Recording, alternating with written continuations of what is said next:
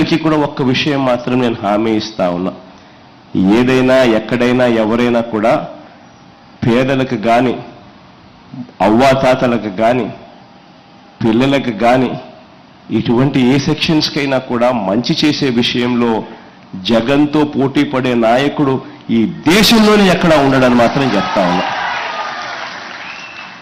వెసులుబాటును బట్టి అవకాశం ఉంటే మాత్రం ఎక్కడా కూడా మీ బిడ్డ తగ్గడు. అవ్వాతాతల విషయంలో మరీ ముఖ్యంగా అసలు తగ్గే అవకాశము తగ్గే పరిస్థితి అసలు ఉండదని కూడా చెప్తా ఉన్నా. ఈ విషయాలన్నీ కూడా మీ అందరికీ ఎందుకు చెప్తా ఉన్నాను అనంటే 2014లో ఏం జరిగింది అన్నది కూడా మీరందరికీ కూడా తెలిసి ఉండాలి. గతంలో ఇదే చంద్రబాబు నాయుడు 2014లో మీకు గుర్తుండే ఉంటుంది. నా సిద్ధం సభలు చూస్తా ఉన్నారా, టీవీలలో అన్న చూస్తా ఉన్నారా మీరంతా? నా సిద్ధం సభల్లో నేను చెప్పే మాటలన్నీ కూడా, నా సిద్ధం సభల్లో నేను మాట్లాడే మాటలన్నీ కూడా మీరంతా ఒకవేళ నిజంగా చూస్తా ఉండింటే టీవీలలో, చూసే వాళ్ళందరూ చేతులు ఒక్కసారి పైకి ఎత్తండి. చూసేవాళ్ళు మాత్రమే.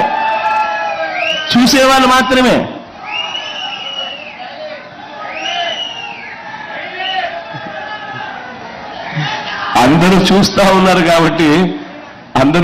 ఉన్నారు కాబట్టి నేను మళ్ళీ చెప్పడం మళ్ళీ రిపిటేషన్ అవుతుంది.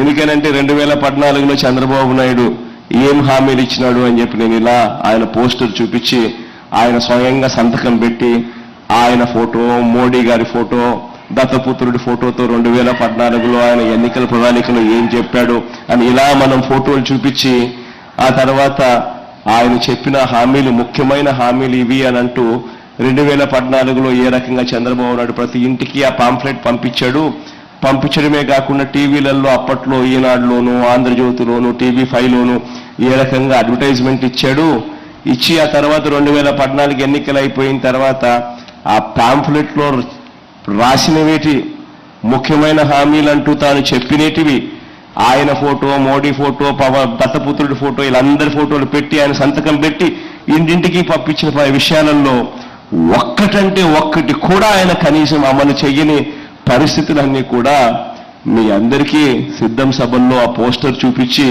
చంద్రబాబు నాయుడు గారు సంతకం పెట్టిన ఆ ముఖ్యమైన పాంఫ్లెట్, ముఖ్యమైన హామీల పాంఫ్లెట్, మీ ప్రతి ఇంటికి పంపించిన పాంఫ్లెట్ చూపించి మీ అందరికీ కూడా చెప్పడం జరిగింది.